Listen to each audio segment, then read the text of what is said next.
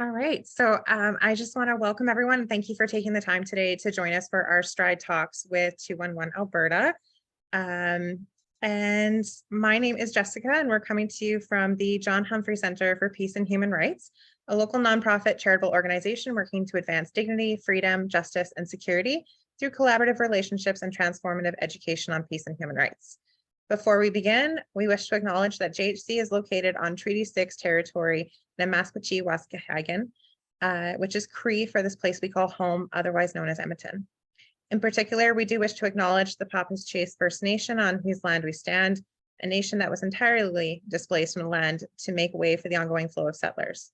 As we do this work, let us each take a moment to remember how the ongoing manifestations of colonization and genocide impact the work and spaces we live within today. So just a quick introduction of Stride Advocacy. Stride Advocacy is a community-based volunteer advocacy program which works to help community members who are struggling with human rights issues and discrimination to document, draft, and file their issues to the appropriate human rights mechanisms. Stride is a team working to use those mechanisms, albeit not perfect, to push for changes in spaces that affect our daily lives within workplaces and businesses, and those public spaces where we all belong, but yet where many continue to be excluded and pushed out every day. If you are interested in learning more or becoming a volunteer advocate in Stride, please feel free to reach out. I will provide an email address in the chat momentarily. We would also like to thank the Canadian Bar Association, Government of Alberta, and Canadian Race Relations Foundation for their support of the work of Stride Advocacy. So why we're all here today is that an important part of community building and addressing human rights issues is knowing where to go for support and resources for human rights matters and facilitating access to justice. So often we hear that people just don't know where to go. And so these Stride Talks are meant to be a space for community-based advocates to learn more about the tools to guide people to the right resources in the community to address these issues and support advocacy. So our guest speaker today, Emma, is from 211 Alberta, and we are so thankful for her to take the time to share more information about the organization and the services and support that 211 offers. So before I turn it over to Emma, I will just say a quick note about housekeeping. So 211 will speak for approximately 20 to 40 minutes, depending on how it goes. And then we will allow time for questions. And again, I will shut off recording when we go to the question period. Please feel free to put your thoughts or questions in the chat or raise your hand. We ask that you be respectful and open-hearted in your engagement.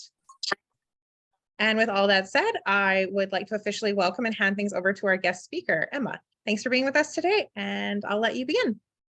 Perfect. Thanks so much, Jessica, and thanks for having me. I'm always happy to be working in this space.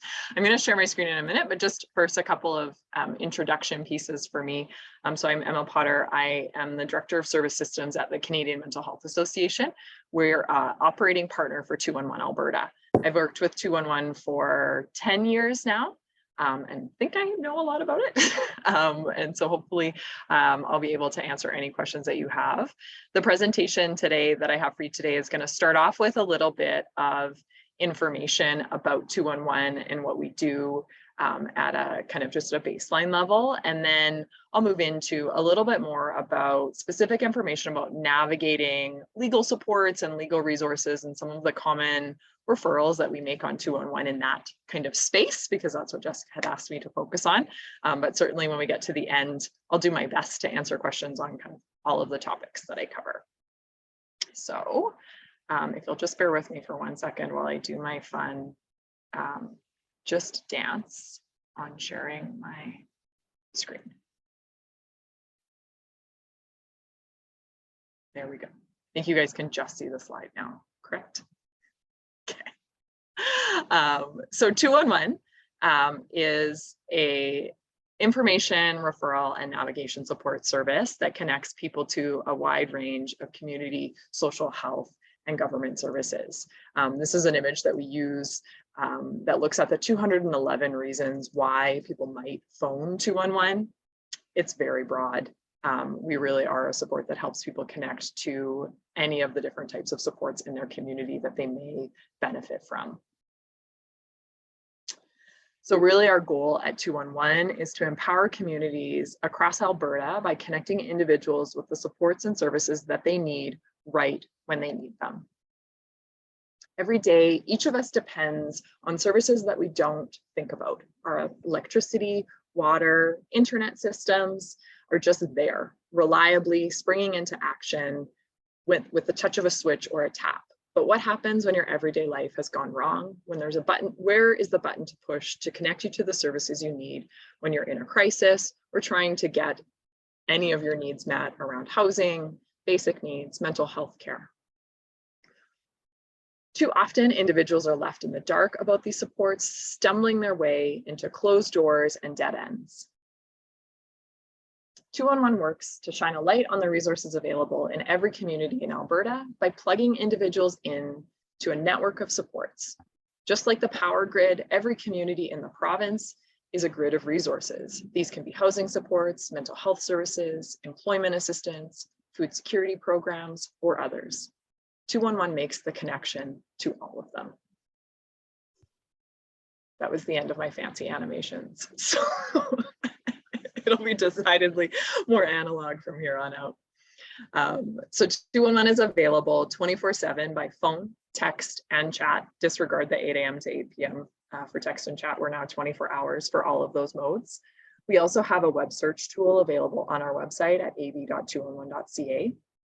The service is totally free to access, so it is toll-free to dial. And texting is just your regular texting rates on your phone. There's no special kind of access when you text 211.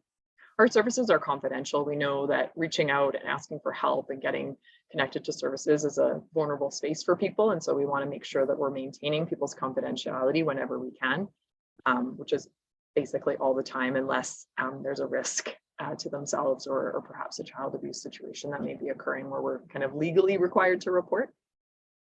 Our services are 24/7. We do have language interpretation as well at 211, but just a note that that's only available right now on our phone service.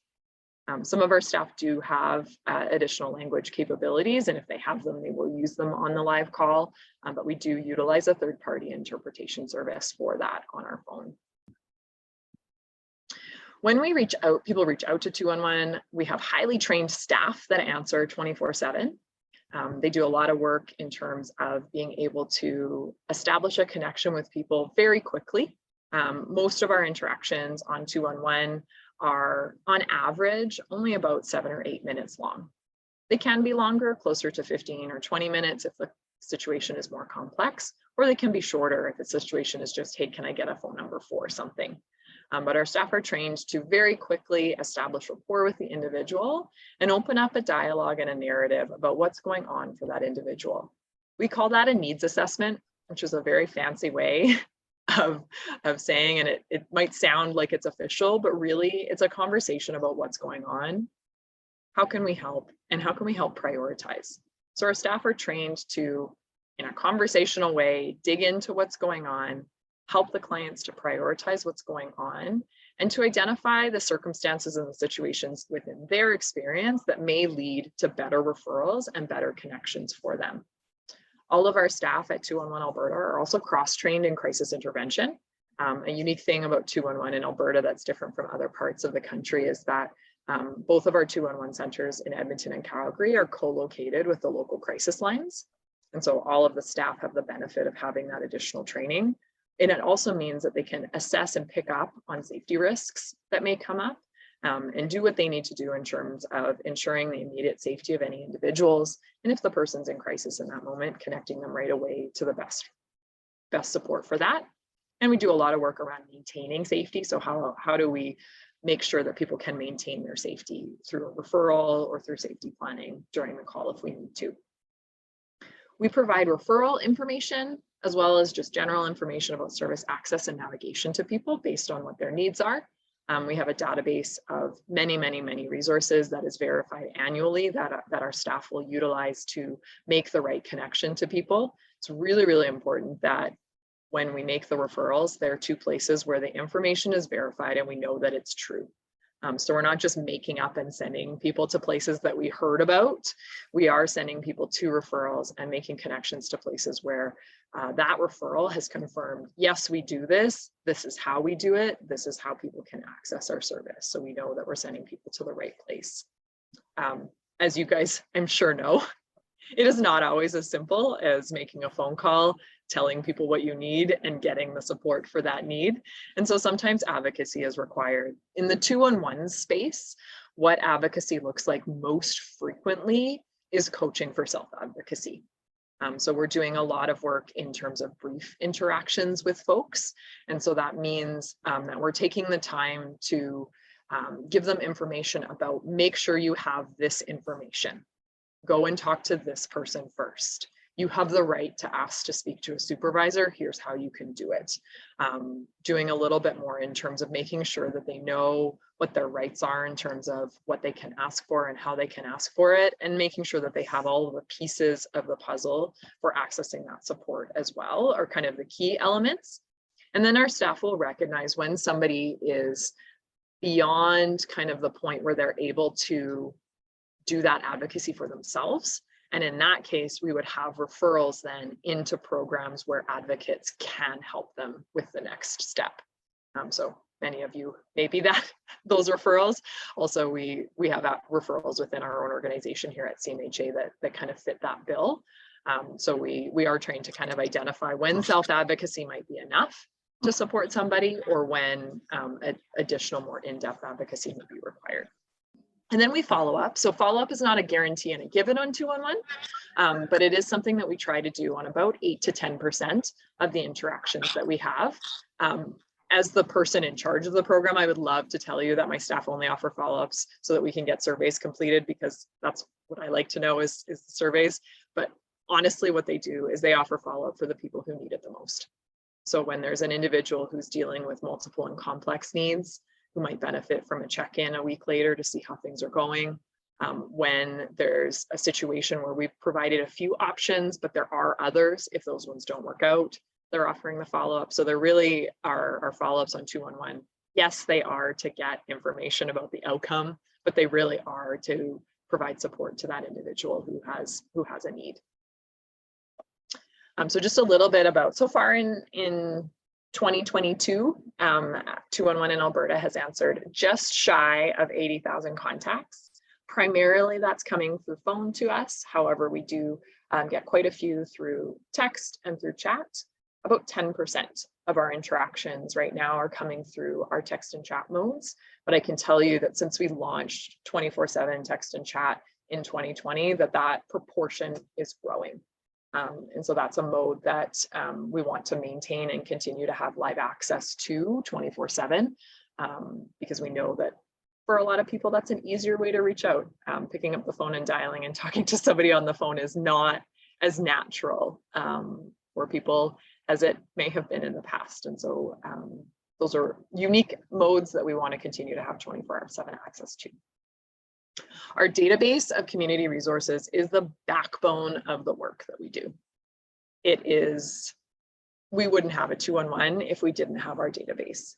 So the database that we utilize is one that we share with Alberta Health Services and HealthLink, and it includes over 35,000 records. What we include in our database for 2-on-1 are anything that would fall under the social, health, and government sphere of supports. So that is largely things that are offered by nonprofits or charities in community, as well as health programs. Anything that governments at any level provide to their citizens is listed in there. And then we do stretch a little bit beyond just the not-for-profit. And so if there are social good organizations or for-profit organizations that are providing services that would otherwise be a gap for a significantly reduced fee or for a sliding scale, we do also list that within our database as well. And so I'm going to shift from talking about 2-on-1, other than to say, of those 80,000 calls that we see, what we find most often, people are reaching out to us for things around basic needs, which makes sense when you are looking at the hierarchy of what you're going to help first within your life. When you're dealing with multiple and complex things, the basic needs come first. The next biggest thing that we're supporting with that's kind of outside of basic needs is financial assistance. So again, if you can't pay your bills, if you don't have enough money to support your family, that's going to be at the top of the priority pile. The next after that is mental health and the mental health supports in that space. And then we also do a lot of calls that are what we would call government system navigation. So I can't get through to Canada Revenue Agency. I have questions about my old age security and I just can't make that work. I don't know how to access that. We do a lot of work around that where people may have a general sense of where they're needing to go, or they may have already tried to get there and they're just struggling to get through to understand how to navigate those types of systems is a lot of the work that we do. So that's not to say that we don't do a lot of navigation support around legal resources, not in the top 5, but it's definitely within the top 10. So I'm going to shift in to talk a little bit more about what we know about what legal supports are. And I'm going to highlight a few, but I'm going to say I'm highlighting a few. There are many, many more, and I would definitely encourage you, if you want to learn more, to go to our website at ab.211.ca, and we have a guided search tool right on the front page for legal resources. And if you click on that, you can put in a postal code or a city or a geographic region in Alberta, and you can get curated lists for different topics and different needs. And so what I've got listed on this slide are all of the subtopics we have underneath that legal resources section. So the subtopics, we've worked with community-based organizations that provide legal support to really hone in on what this section of our website should look like, because quite frankly, navigating the legal system and legal supports is one of the harder ones. It is not always straightforward, and we're often asking people to understand things about legal systems that they just don't and aren't easily accessible. So we have a lot of different categories to hopefully make sure that when people have a question about where can I go for support with this, they can navigate to the right place.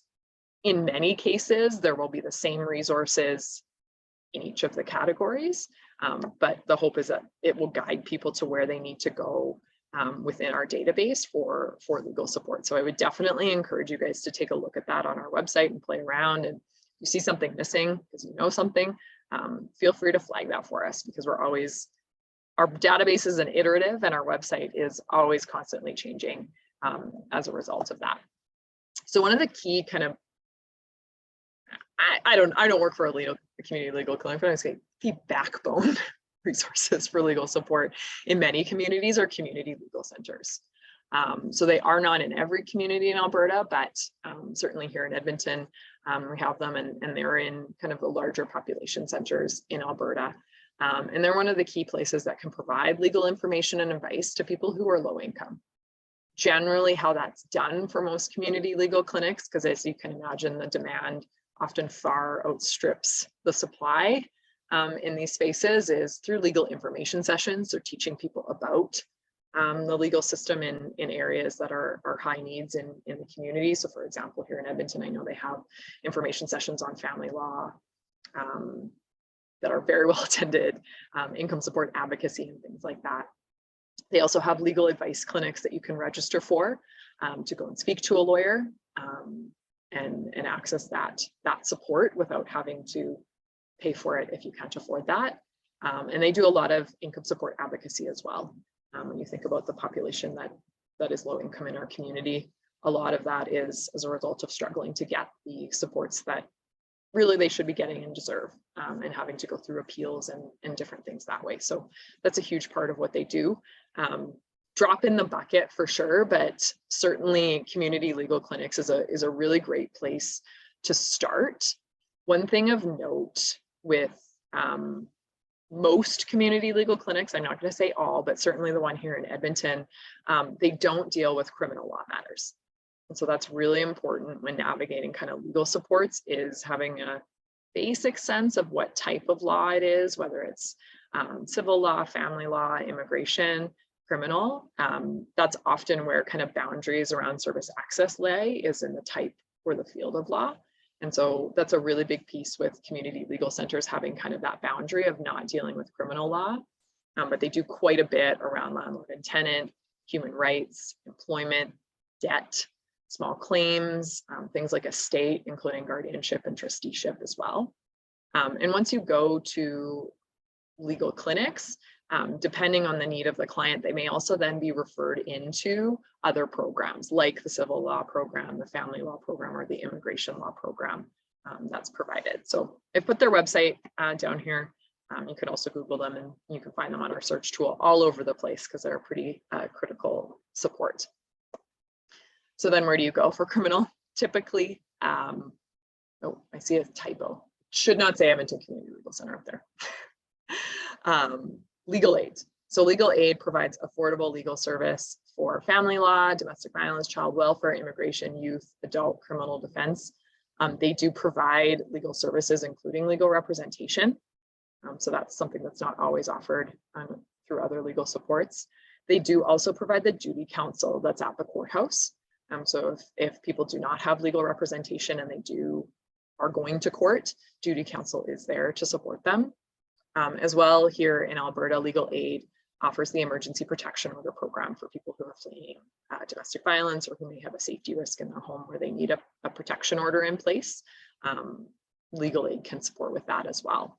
The one note that I will have about legal aid, always very, very, very busy. So if you do find that you may need to reach out, don't wait until the last minute. That's where you're often going to be ending up with duty counsel and supports like that because they're just very busy. There's a lot of need and a lot of people kind of fit within their eligibility requirements at legal aid. Not the greatest though. They do have income eligibility requirements that can sometimes get in the way as well for people accessing services through them because a lot of people can't afford a lawyer and low income thresholds maybe aren't the greatest for that. So that's just something to keep in mind that there are kind of eligibility requirements at play with some of these. The other one I wanted to highlight that people don't always know exists is through the government, through the Ministry of Justice and Solicitor General, there is a program called Resolution Services. And they have an info line. I've put that phone number at the bottom along with their hours. And what that info line provides is a first contact to assist Albertans with the court process to hopefully help them resolve their legal issues. So they can answer questions about how you resolve legal disputes in different areas, as well as navigating the court system. So like if people receive a summons and they're like, what does this mean? I don't understand it. And they don't know where else to turn, Resolution Services can help that. They can do information and education, but they do not do legal advice. So this is kind of a court system and legal system navigation support. And they can direct into the specific programs through the government that provide resolution services for family law and different types of law, mediation services that are offered through different government programs as well. So not a lot of people know about that one, but that's a good kind of first step if you're presented with a legal issue that you don't really know. And you're like, I don't even know what that looks like or where to start. Resolution Services is a good option.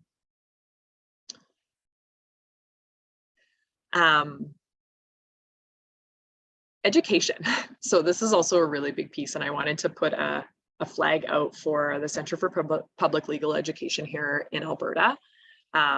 They don't provide legal advice or legal representation in any way, shape, or form, but they do a lot of work in trying to translate what is the really complicated legal system and laws in Alberta into something that's understandable so that really it's accessible for everybody else. If anybody's ever tried to read an act or a law, they don't make sense to anybody who's not a lawyer or who doesn't live in that kind of policy space. And so the Center for Public Legal Education has a lot of different things around FAQs, online information that you can access. They do a lot of work around specialized populations like newcomers or victims of domestic violence who are more vulnerable and more likely to be engaging with the legal system. They do a lot of kind of information and education that's really easily consumable.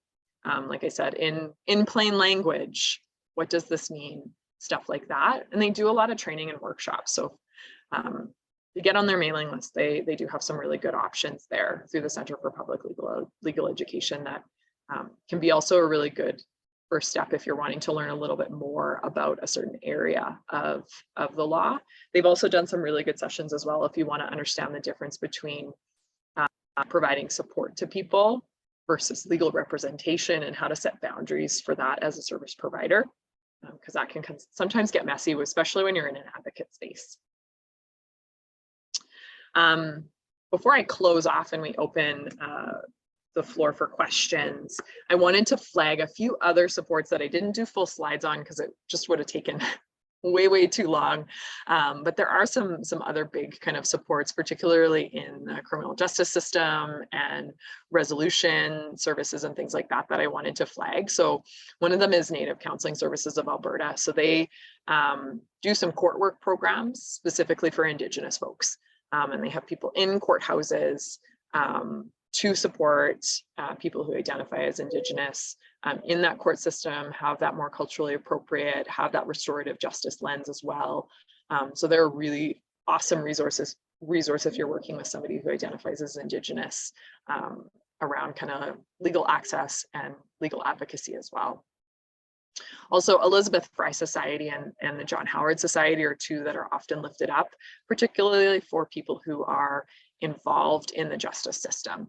So the Elizabeth Fry Society for women and the John Howard Society typically for men. So if people are engaged or involved in that justice system, if they have been incarcerated and have been released, if they're about to be released, there's a lot of programs in that way. And really they want to make sure that people aren't kind of revolving door through those systems and providing those supports. So those are also some really awesome community-based programs that are available here in Edmonton and often in other communities under the same name. In Edmonton, there's also the Edmonton Youth Justice Program and committees that look specifically at youth and take a restorative justice lens to that. And so they really look to provide a community-based alternative to court for youth who are facing criminal charges. And so they've been around for a long time, really working in that youth space around alternative to courts and to prison for youth. Student legal services is often one as well where people can get access to that legal support through students. The one note for that one is it's very dependent on the semesters at the University of Alberta for the law students. But it is often a referral in when people kind of fit under those umbrellas that student legal services has. And then pro bono law Alberta is also a good place. Like with a lot of places, very busy all the time, not enough resources to go around legal service navigation, but they're one I wanted to flag and highlight in my presentation. I did a quick and dirty look at legal system navigation, but just as a reminder before we head into questions, you can call 211, you can go on our website, you can search 211, you can text us at 211, and you can go and live chat with us at 211 as well if you have any questions about where you might be able to go. And we're certainly do our best to answer those questions and to guide and direct you. And if you see something missing on our database, let us know. That's also how we crowdsource and make sure that we are keeping things up to date as we possibly can. So I think I'm gonna stop sharing my screen and we can open the floor up for questions. Awesome. Thanks, Emma. And I'm just going to stop recording just for everyone's knowledge.